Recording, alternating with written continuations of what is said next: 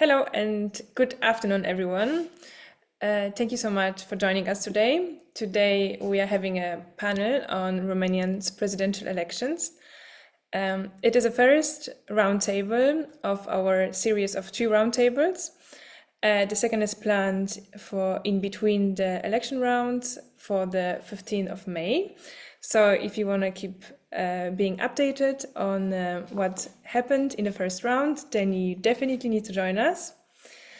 And yeah, from my side, a very warm welcome to all our listeners. We had so many registrations, so thank you so much for your interest in Romanian elections and in our work. This really means a lot.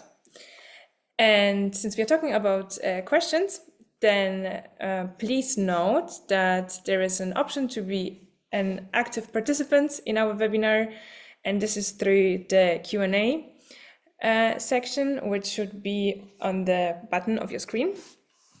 Exactly, and as you maybe already noticed, the session is being recorded, but it's a webinar format, so only the speakers would be seen, and this gives a chance to all interested in this topic to review our webinar on the website of EPDE.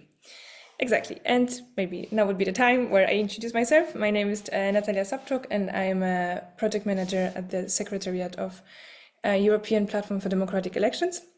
The Secretariat is based in Berlin, but EPDE is a network of 17 election monitoring organizations from Europe and Eastern Partnerhood countries. We are active since the early 2000s. And today we are super happy to host this webinar with our co-host, Romanian partner and network organization Expert Forum.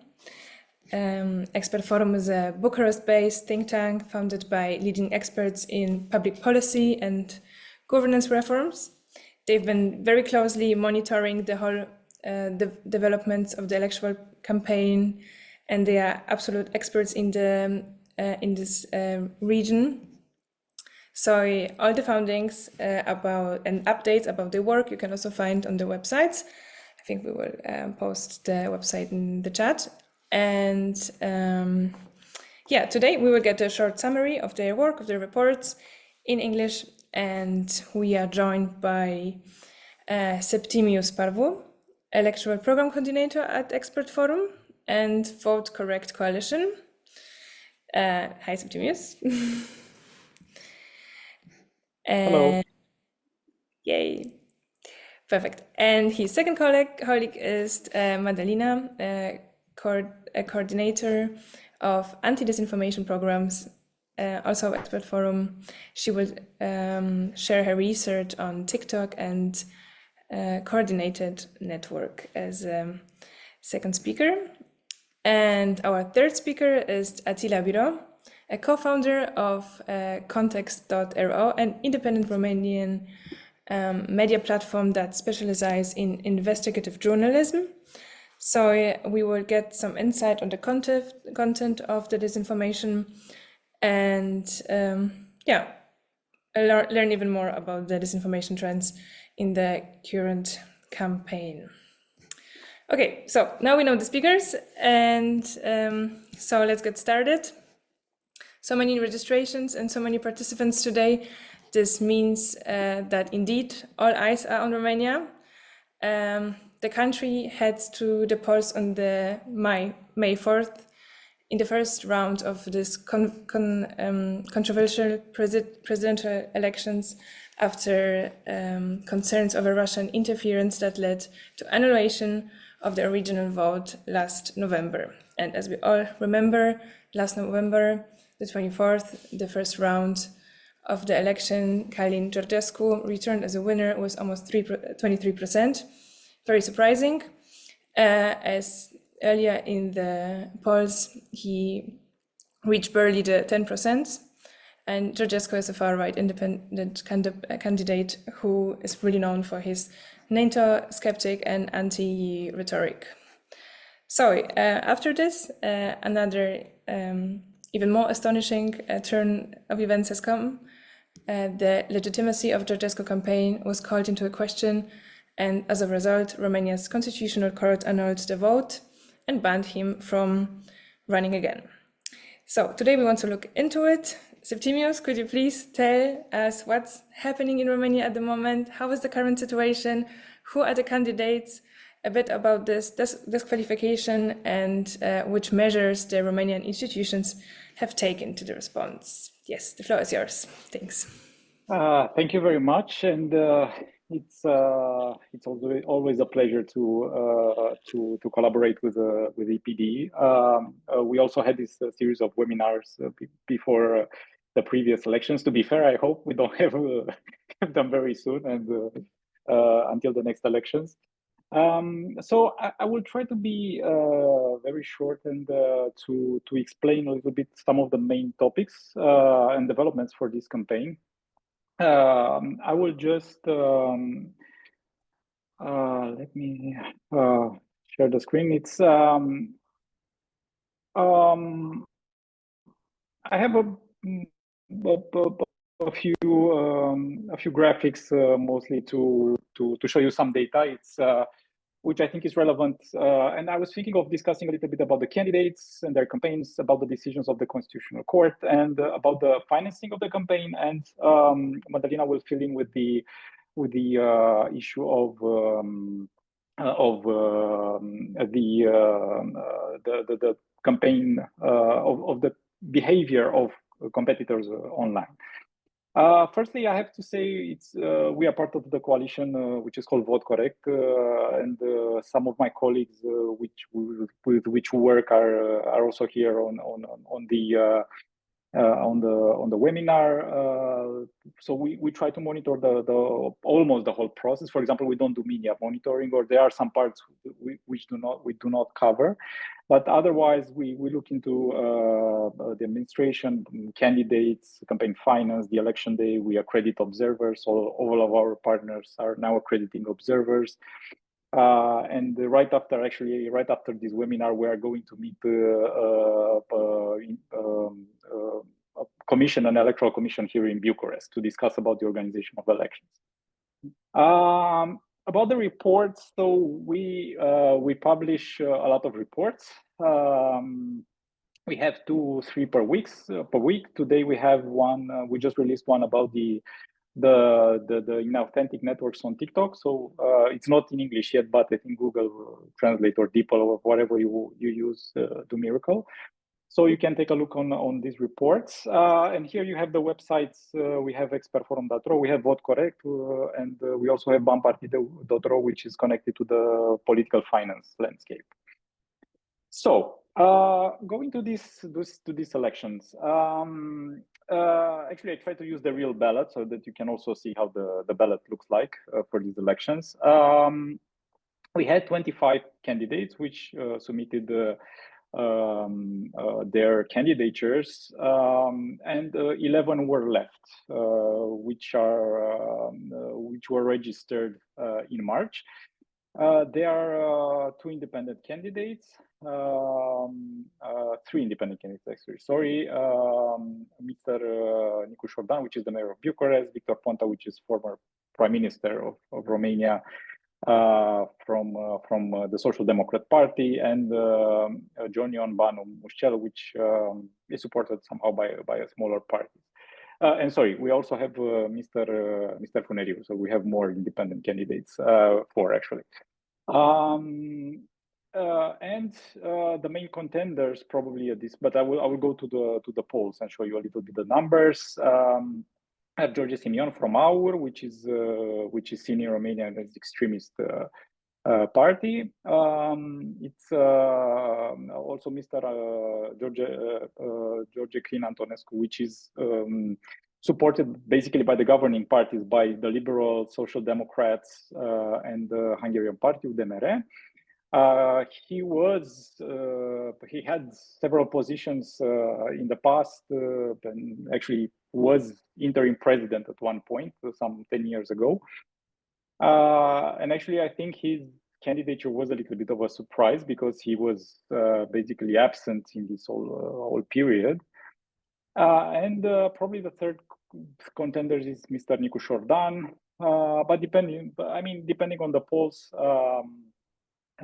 we'll see that polls in Romania are not necessarily very reliable, and we see quite big differences. It depends a lot on who's doing them. Many of these companies are politicized, so somehow, in some cases, these are used more of a political tool than a real evaluation tool. But what's interesting, two of the competitors which were rejected, one is Mrs. Șoșoacă, Diana Șoșoacă, which is head of SOS Romania. She was also rejected in October 2024 due to her unconstitutional behavior. Actually, that was the first decision of the Constitutional Court which was criticized. She was rejected again, basically on the same reasons, and this raised an interesting discussion because the Constitutional Court, after the previous elections, raised the issue of also interpreting so apart from the let's say administrative registration, which is done by the Central Electoral Bureau, there's also the Constitutional Court is the appeal body for registration of candidates. I mean, for the first time last year, it also took into consideration constitutional aspects, basically that the candidate broke the would break, actually, because it's not he or she is not elected yet, but would break the constitution. It means that cannot become a candidate very shortly,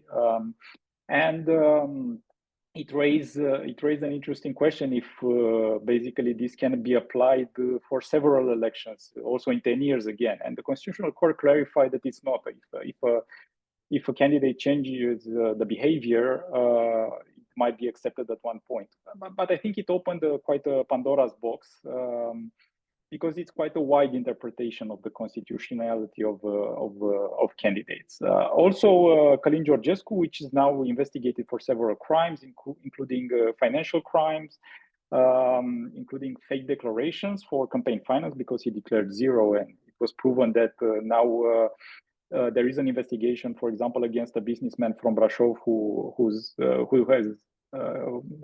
believed to have given 1 million euros for his campaign illegally, and also for a series of crimes which are associated to the promotion of fascist behavior and promoting war criminals, which in Romania it's a crime according to the law. So basically, at this point, we don't have a conviction, of course. There are several investigations. He was under the arrest, but he's not in prison at this point.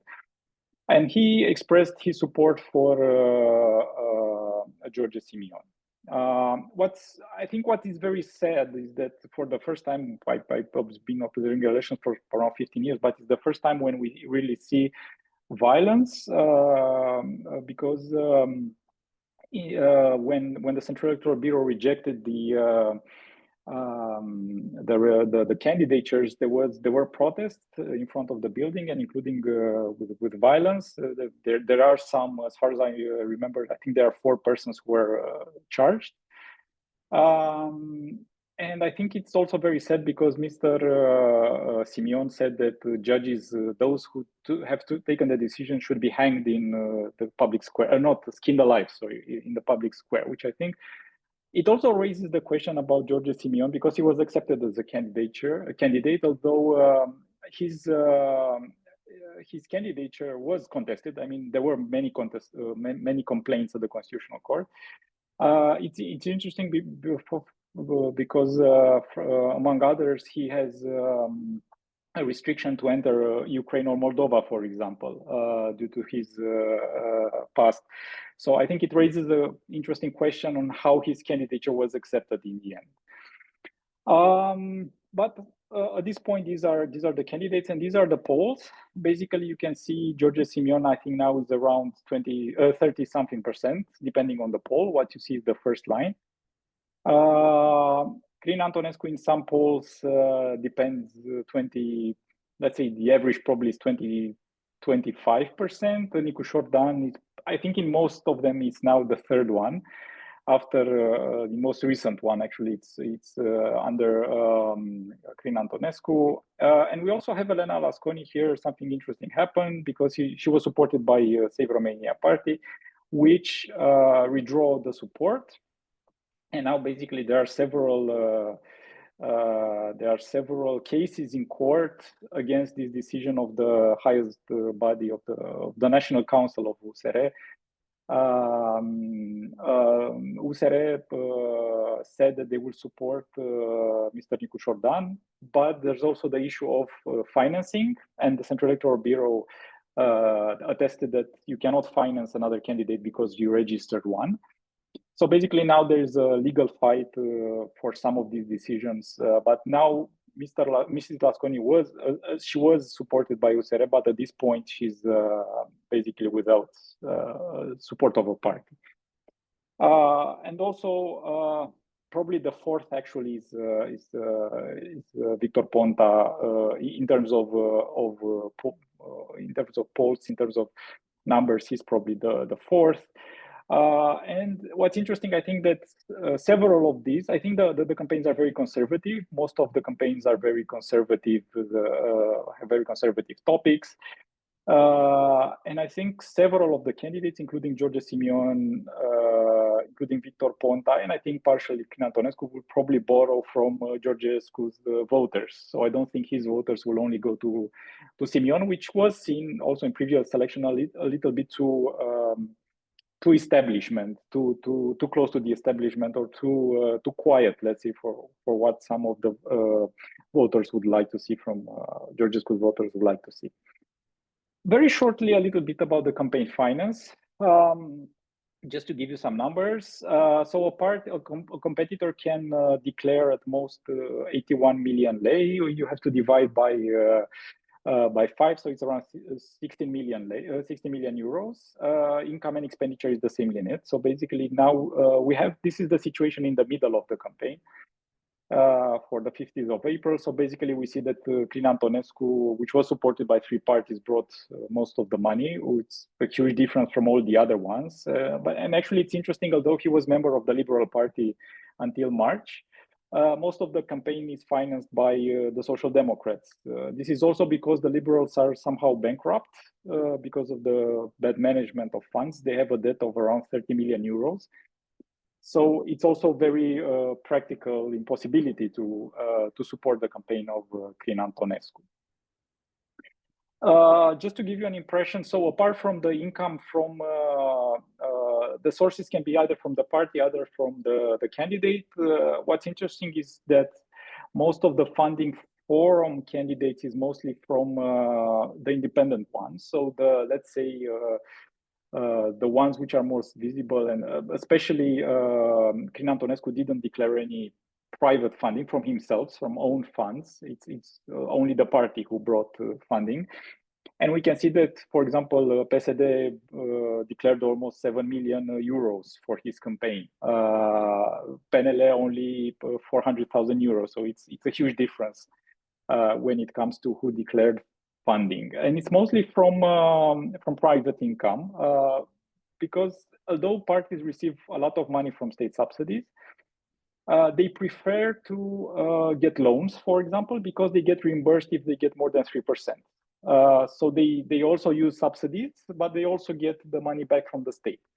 Last year, the reimbursement from the campaigns and the subsidies were over 1 billion euros, which is more than 200 million euros. And mostly, sorry for the Romanian in the graphic, but what you see in blue, it's online. So basically they spend around 40% on online advertising and around 40% on media, TV and radio, and only around 10% it's on printed materials.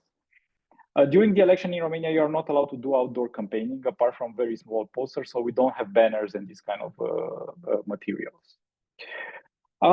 What I think it's also interesting, because we are doing weekly monitoring on the online expenditure. So you saw that it's quite a lot of money which are used on online. But out of those 28 millions, only around 4 millions were used for Facebook ads, for example, or Google ads. The rest are other different websites who promote online materials, but also we believe that the consultancy to produce this material might cost. So Facebook ads is quite a low percentage, around 10% of less than 10% of the entire expenditure. But it's interesting, we also reported this to the oversight body, to the Permanent Electoral Authority. We identified the networks of pages which are not declared. Some of them were closed after the complaints. But we've seen that they spent more than 100,000 euros from the beginning of the year for non-declared campaign. Basically, they don't. There are pages, you don't see the source. It's negative campaigning against 3 candidates, mostly Antonescu, Nicu Șordan, and partially Simion, and positive campaign from Ponta, but it was not assumed by Ponta, so they are not assumed campaigns. But I think it's quite a high number it's quite a high value, 100,000 euros, because they have quite a huge reach. This is a little bit, we collaborate with Who Targets Me. It's a very good website if you want to see online expenditure for all countries. You can see for more countries, not only for Romania, but as you can see here, the blue line, let's say the upper one, it's Crin Antonescu, who spent probably the highest sum on online campaigning. We have here around it's 4 million lei, around 800,000 euros. And also Victor Ponta and Nicu Șordan. So these are the biggest spenders on Facebook. Google, it's much lower. I think it's less than 100,000 euros. So it's not necessarily an expenditure. But what's important regarding the campaign finance is that although we know the types of income, so we know the type of source of income, we don't know exactly who gave the loans. So we don't see who was the real donor or the real loaner. So from the transparency point of view, the law doesn't require this. So I think from our point of view, and we see this as an issue in the past, this is an issue that we don't know basically who gives money to the competitors. And for example, Mr. Ponta had more than 3 million euros in loans, which is quite a high value. And the last thing I would like to talk about, this is a novelty. After the previous election, the government issued an emergency ordinance, number 1. This is similar to a law which regulated political advertising. The problem is that they copy-pasted from the European regulation for political advertising, which will TTPA, which will enter into force basically mostly in October. But that's for paid advertising. The Romanian government applied this to all advertising. So basically to everybody who would write about the candidate or the competitor. The key of that regulation is that personal opinions and journalistic activity is excluded. But the problem is that the emergency ordinance was so poorly written that it creates a very high potential for abuse. What it ended up in is, firstly, the most important issue is the definition of the actor. Basically, the actors are, there's a wide range from politicians, parties, members of the parties, elected officials, but also physical persons, natural persons, but they should somehow be connected with the campaign of the party. The problem is that the Central Electoral Bureau, which is the institution which receives complaints on this and can issue orders according to the DSA and send them to the platforms to remove the content. They receive tens of complaints per day. I mean, they are blocked, basically. This is all they do. They solve these kind of issues. Now, we already have almost 700 decisions, which is a record. I mean, we never had this many decisions in any elections. Half of them are to approve the complaint, half are to reject. But the problem is they decided to take down posts by individuals, which are very arbitrary. And not to take down, for example, a post by the Prime Minister, which was complaining about Mr. Nicu Șordan, because they said they complain about him in his quality of mayor, not as candidate, which is ridiculous. I mean, there is a general dissatisfaction with this mechanism.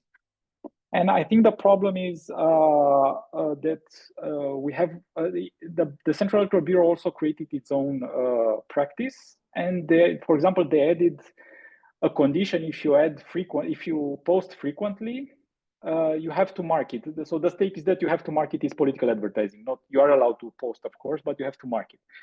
And the question is, what does frequent mean? Or if you are a celebrity, but not in the definition of a political actor, you also have to mark it. But what's a celebrity? Is it 10,000 followers, or is it 15,000, or is it? So, and I will end here. Sorry if I talk too much, but I think it raises the issue of creating a danger for, due to a bad law and excessive application, it led to content being taken down abusively. Even some of them were contested in court, and the court maintained the decision of the Central Electoral Bureau. But we don't necessarily agree with most of these ones. And I will stop here, and sorry for being too long. Thank you so much, Septimius. I would have 3 questions. Maybe I would just tell them at once, and then you can give me a short answer. You said that we cannot really like follow the money flow, but what is your assumption? Is it is it connected to the foreign influence, or is it the money coming more from some national sources? And yeah, I was also thinking in the campaigns there is so much anti-European voices, but in general, Romania it's quite pro-European. So what's the new trend? Is it like connected to international politics somehow? Why is it happening? And then a question about the diaspora. What's the diaspora vote means in this election? Okay, sorry. So very briefly, foreign donations are not allowed anyway, so that they are forbidden. I don't know. I mean, we don't know. We do not see the source of income, but I think what's declared, so what gets to the Permanent Electoral Authority, which do checks the let's say the sources of income. Probably they are I don't know, internal income, because there is a declaration when you declare money to a campaign, you have to fill in a declaration regarding the source of income. So, but we don't know exactly who are these persons. We don't know if the loans are from private or legal entities. So I think this is the issue, that we don't have names. For example, for loans or donations to the political parties outside the elections, we do know. But for elections, no. So this is a gap, and I think it's problematic. It's very hard to assess the foreign influence, to be fair, at this point, and if there are money being brought into the campaign. We don't have proof. We don't have solid proof on it. The second thing, I think, as I was saying, many of the campaigns are conservative, very nationalistic. I think some of the ideas of Mr. Trump are now seen quite visibly in the speeches of some of these candidates. And I think we see, I don't know, topics which go more into the conservative side. I don't necessarily think that there are candidates who said we'll get out of the EU. I mean, we didn't see that in their speech. Of course, there's a difference what you see in your speech and what's happening in reality.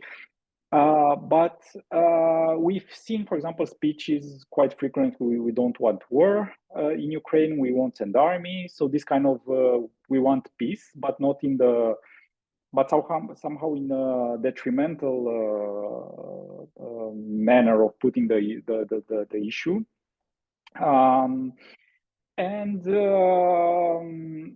I think probably the one which was most visible pro-European, pro-NATO, pro-Ukraine was probably Mr. Nicu Șordan. So from those, now I'm referring to those who have the bigger chances to be elected, and I think also Mrs. Lasconi. So probably from them we heard the most on this. And regarding the diaspora, first of all, they are not in the polls. It's hard to say, but I think they were quite active in voting for Georgescu. In past elections, probably more of them were voting for USR, for Save Romania Union. They did lost quite a lot compared to previous elections. I think they are quite in a bad situation. They got votes. Mrs. Lasconi in previous elections got votes in several countries. But you see, also you see huge differences from town to town, from community to community. I don't know, if you go to Brussels, you'll see probably more a vote for more, I don't know, pre-European candidates, let's say not Georgescu, but if you go maybe to Charleroi, and this is also, you can look into numbers, they are more for Georgescu. So I think it also depends on the type of community. I think it depends quite a lot, but at this point, the diaspora, it is active, they do vote, but I think it's hard to predict what will happen at this point. Okay, perfect. Thank you so much, Septimius. Let's maybe move to our next speaker. As we saw of one of the graphic, the electoral campaign has moved to the digital space. And Mădălina, you were doing some observation in this ground. Could you maybe share your research with us? Hello, yes. I will try to be as brief as possible. We just published a report in monitoring coordinated inauthentic behavior, and I would start with this disclaimer that in our opinion, we have a general problem, not only in Romania, but in the EU, with coordinated inauthentic behavior for political content amplification, mainly because it's an amazingly efficient loophole to promote political content without assuming a political identity. What do I mean by this? And I think the elections in 2024, the presidential elections, proved an extremely efficient recipe of promoting a candidate, which we see now more or less efficient, replicated in this presidential campaign. Marketing industry, and here I am referring to our recent analysis on TikTok, an extremely efficient marketing industry in amplifying political content through these supporting accounts that can be declared as advertising, impersonating, anything else than political content in order to amplify political content. And tracking this, it's extremely difficult, and attributing, unfortunately, it's a lot of manual oversight.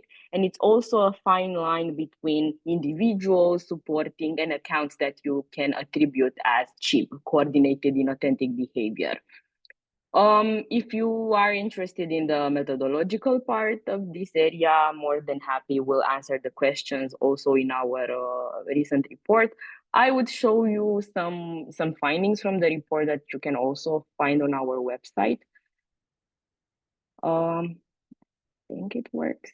Does it? It does.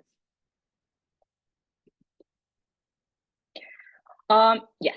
So I would start with a disclaimer that this is an aggregated visibility graph. It's not a graph that summarizes video viewership or that makes claims about coordinated and authentic behavior about specific candidates. It aggregates the visibility through the viewership of the hashtags. And this is calculated only from January onwards. It would be unfair for candidates that were popular before January to attribute the viewership, fair or not, whatever, debatable. This is the viewership from January onward that we have registered on hashtags associated with all political candidates. That's because we try to focus as much as we can on providing a balanced view of the political candidates now in Romania.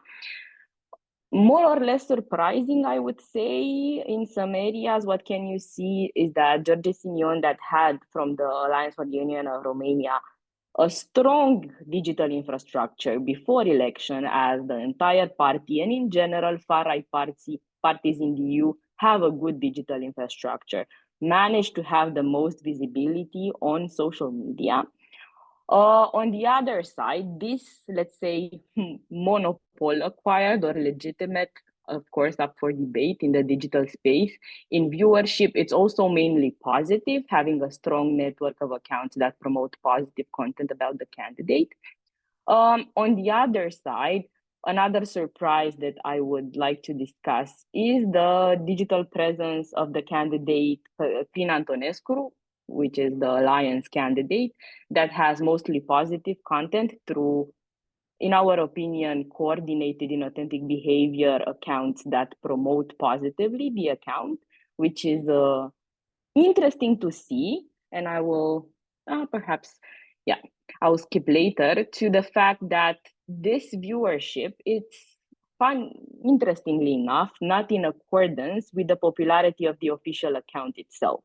So the official account itself has around 17,000 followers, little interaction on the views. Most of the political candidates that are theoretically in the pools to qualify for the second round have over 100,000 followers. That for context. So literally the account of Crin Antonescu, it's not popular on TikTok, but positive visibility is, and that is through the coordinated inauthentic accounts. I would skip to short, let's say, interpretations of what you will see in the report. I think an interesting comparison, it's between general visibility, what videos are most viral when you search specific candidates. And here you can see a general focus, so general videos, and one that is exclusively looking at coordinated inauthentic behavior. On one side, George Simeon, that has the biggest infrastructure, you can see that his official account is in the top videos created. On the other side, you can see that a lot of coordinated inauthentic behaviors are top producers of content in the last 30 days that we analyzed.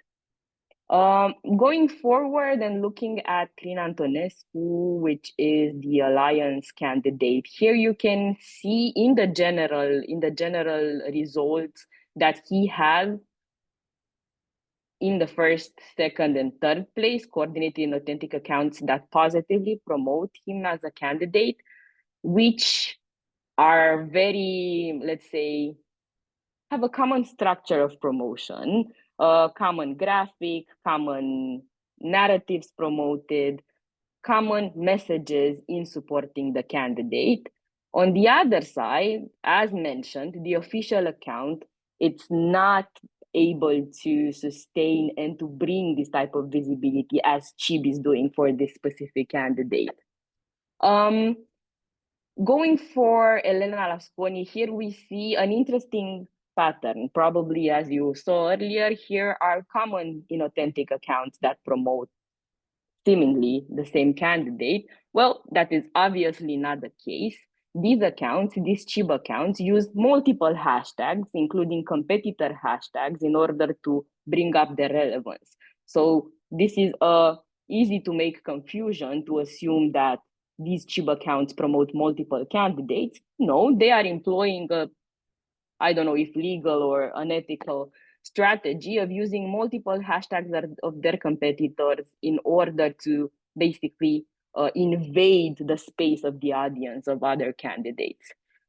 More than that, and these are just some highlights from the report I decided are interesting in my subjective opinion for this talk, is looking at Victor Ponta, that has an extremely powerful official account, which is like, is that a problem? Well, I don't know. I don't have an answer to that. I can only provide what we see, which is actually in the general results about the candidate, you can see most of them are producing negative content. So criticism for the candidate, or at least neutral content. On the other side, the account that dominates the results about the candidate on TikTok, it's actually his official account.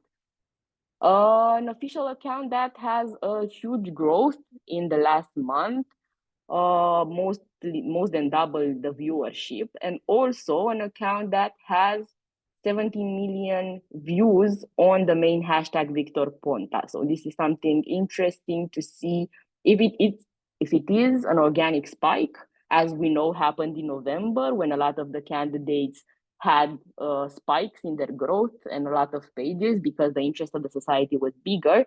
Is this translated in the spikes we see for Victor Ponta and also Nicușor Dan? We'll see. Yeah. I wanted also to add about the Nicușor Dan campaign, but I see that I missed the slide. What I can say about the campaign is that on one side, we have identified coordinated and authentic behavior accounts that promote the candidate, but as for Elena Lasconi and Victor Ponta, they are under 50 accounts. So not a lot of them. You can see how they are created and have a limited reach among 4 million inauthentic views that we attributed. The exact numbers are in the report.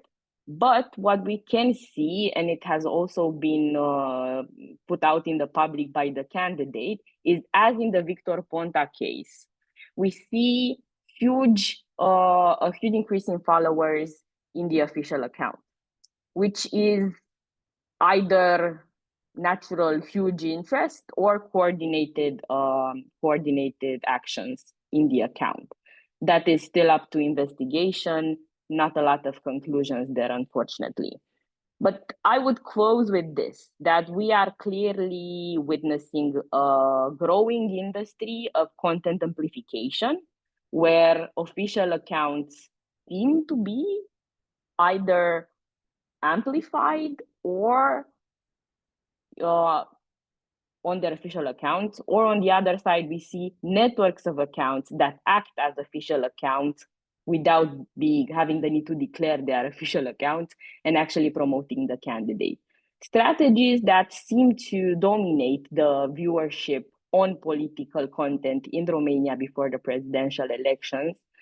Not very optimistic view of how this industry is going, especially, and here I highlight that I think it's a worrying trend that platforms tend to not recognize political ads, at least, as part of their platform. Political content, paid political content is flourishing, and unfortunately we need to adapt our regulation needs to acknowledge and to collaborate with the platform to acknowledge that this is happening, even though official policies like TikTok's official policy is that it doesn't allow political ads. Google is also saying that they're not allowing it will not allow political ads since the implementation of the TTPA, the new transparency advertising regulation.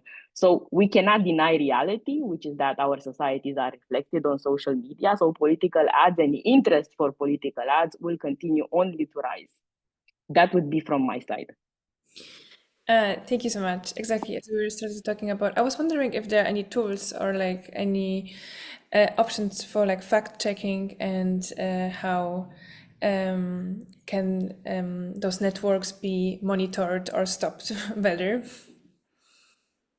Yeah, so here is a difficult question. It's very platform based.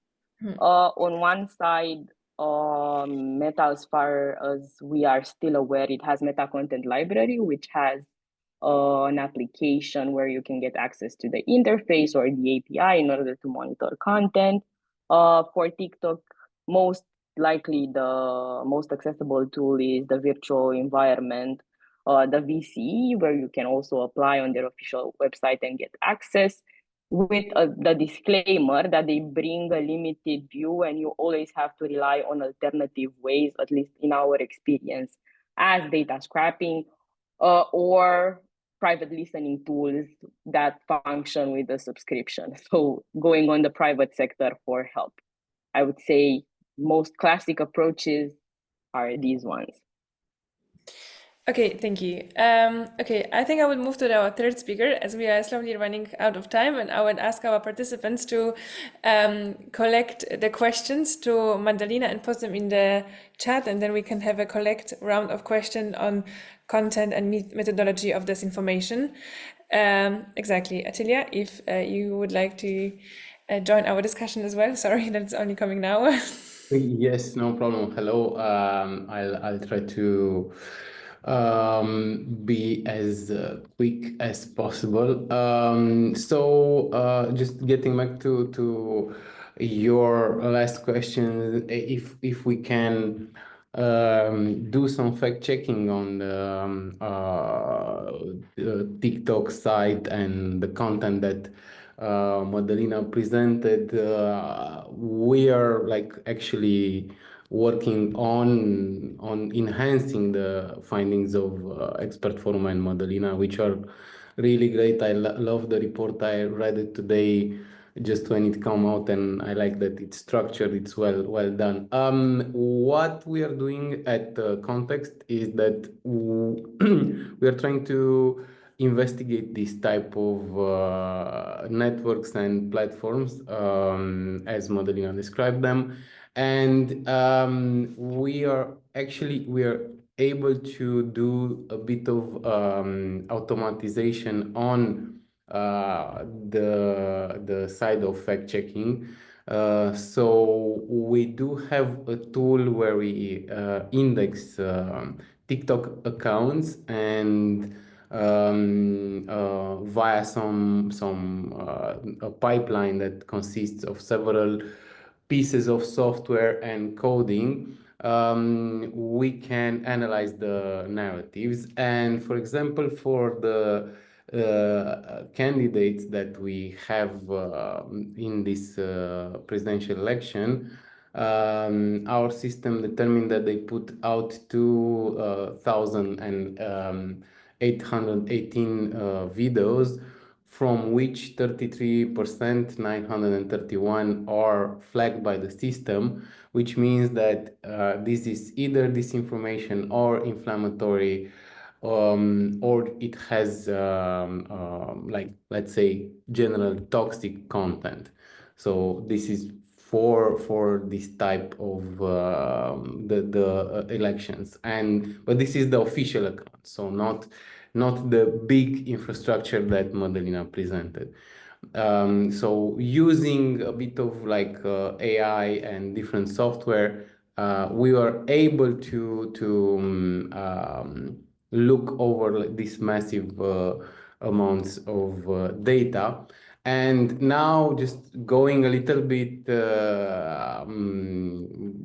backwards to the general picture, what we are able to determine, combining the tech side with reporting, investigative reporting. For example, last year we were able to show that TikTok is one of the platforms that is empowering extremists to get political power.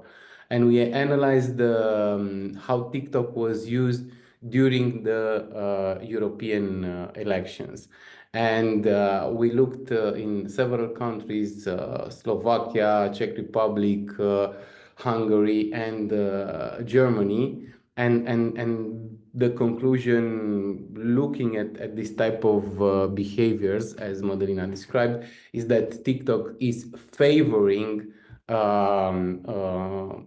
extremists who put out this type of content. So, and for example, in the case of Germany, we could determine that the quantity of views, likes, and the virality also translated into real votes. So it's not just like, and we have seen also that in November in Romania. So the virality of Georgescu translated in actual votes. This is something that we actually need to say, because like the inauthentic behavior that Mădălina is describing, in the end leads to votes, which leads to seats in the parliament or a seat at the highest level of politics in Romania. So we are looking also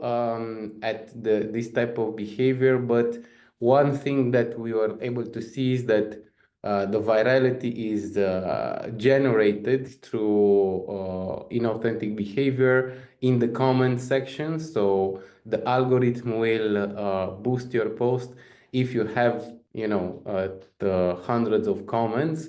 And this is like a graph of comments. So you see here, these are the types, the most used comments on the political content that we analyze. So you'll see what we determined is that, for example, at the Georgescu campaign, we are now looking at what's happening at the moment. We had this, let's say, manipulation of the algorithm behavior. So here you can see how the virality of comment, the volume of comments for the videos of Georgescu increased. And we did a report with several types of findings. Yeah, this is kind of the things that we are looking at. We are putting the power of tech with the investigative reporting, and we're trying to explain this from investigative and tech side. And I leave it to that because the time is short. Thank you. Thank you so much. Well, I don't see any new questions at the moment coming in. So maybe we could still concentrate on some more of the content, what we can see on our Septimius, yes? Yeah, maybe because I've seen that there are some questions on the chat regarding these political advertising issues, and I think what we try to do, first of all, we try to look into all the 600, almost 700 decisions, which is basically impossible because in Romania, all these decisions, they are public, but they are scanned they are PDF scanned. There are pictures which are scanned. And basically, if you want to get, so these look like order, DSA order. So basically describing the situation, the measures to be taken, and also the link which was criticized. This is also an issue because basically if you want to complain about content, which is not following the rules to mark political advertising, you have to send individual links. So basically if there's an account who has 200 links, you have to send 200 links because the Central Electoral Bureau doesn't work on ex officio. Basically you have to complain. We try to analyze the links which were criticized. Of course, some of them were taken down, so now we cannot look retrospectively. But it's almost impossible to see the content. Otherwise, if you write it by hand in the link bar.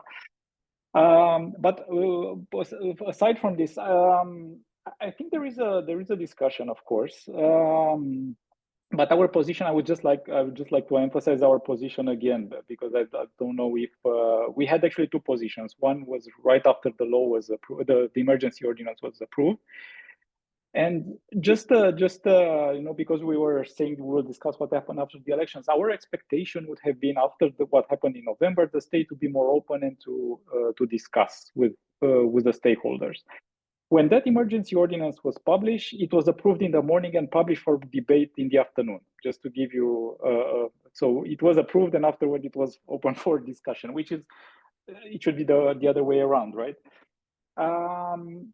I think in principle, yeah, there should have been measure taken, but I think this should be a topic to be discussed also with the public, with I don't know, with the political parties, with the civil society, with the experts who work in this field. I think what we are trying to so we had this initial with initial evaluation of justice with other organizations, which pointed out that this could lead to abuses because the definition is not clear, and especially this is the definition of the actor. Afterward, there were cases. I gave just an example. I mean, that's one example. It's not maybe with the prime minister was one of the most visible decisions, but there are many. I think one of the first decisions, for example, was about a post, somebody who posted, I think it was on TikTok, if I remember well, saying that we should add by hand the name of Georgescu on the ballot and vote for him. Of course, I think it was a joke, to be fair. You know, it was not because he was not registered, and basically that post was ordered to be taken down because it was saying that we should not vote for any candidate. I think this is it's a little bit too much, to be fair.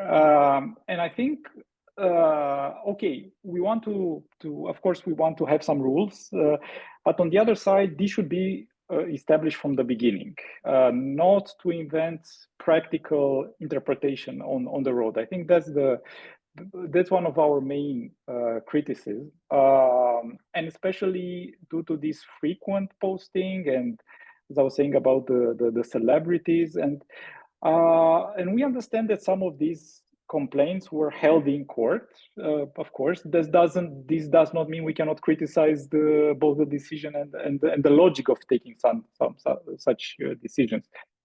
And I think in some of the cases, I think the main aspect which should be proven when taking down this kind of content is to prove the connection between the person who posted. If we are talking about a natural person, which is not, of course, an elected, I don't know, member of a party, I think there's a little bit clearer, but there should be a clear connection between the natural person and the campaign itself. Because if we look at the spirit of the regulation and also of the national legislation, there should be this connection. The Permanent Electoral Authority also published the guidelines explaining this. So, and some of the posts were taken down because it was said that the counts were created to support a specific candidate, which personally I don't agree with some of these decisions. So it's one thing what we saw last year where you had these coordinated accounts for Georgescu, such as, I don't know, CG1, CG2, CG3. You can understand that these accounts are not real and they are created to support the candidate. But sometimes when you see there are real persons who are posting, I think it raises the question in the end on how